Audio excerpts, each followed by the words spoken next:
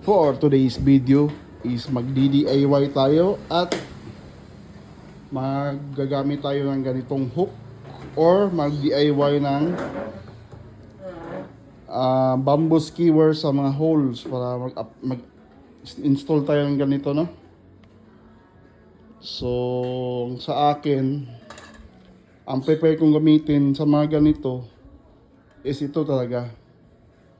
Sa mga hook na single na pwede natin mahang ang mga gamit natin sa CR or sa outdoor is ito ang ginagamit ko.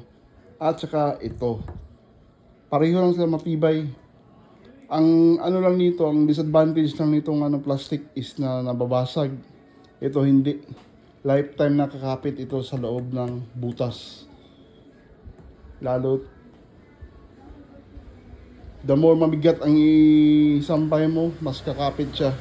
Kasi lumalaki ito doon sa loob. Gumaganon siya.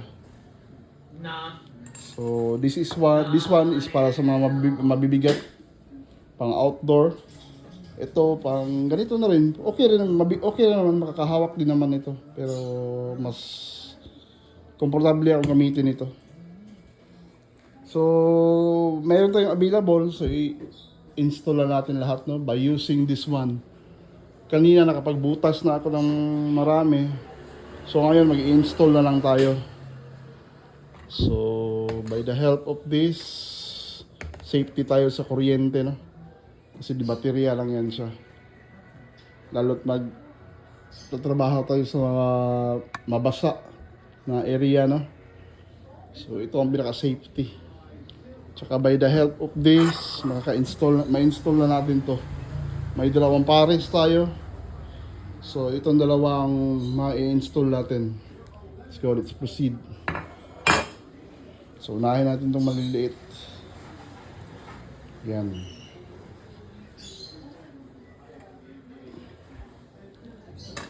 Or unahin ko muna itong ito. Ipakita kung paano.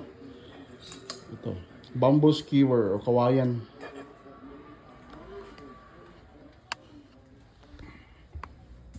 Dito.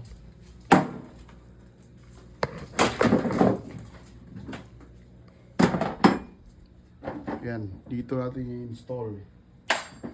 So, ang mangyayari dito is isaksak natin ng ganyan. Yan, ganyan kalalim. Or kung gusto mo mahigpit, yan, binaliktad ko lang. Ganyan kalalim, sagad na yan. Then, cut like that. Ayan na, pwede na natin i-hook yan. Itong hook. Pwede na natin ilagay dito yung hook. Kasi bamboo skewer siya. Nag-expand siya sa loob, no? So, ayan. Ayan, no? Ayan. Nag-expand yan sa loob. So, ganyan, no? Ayan. Di ba?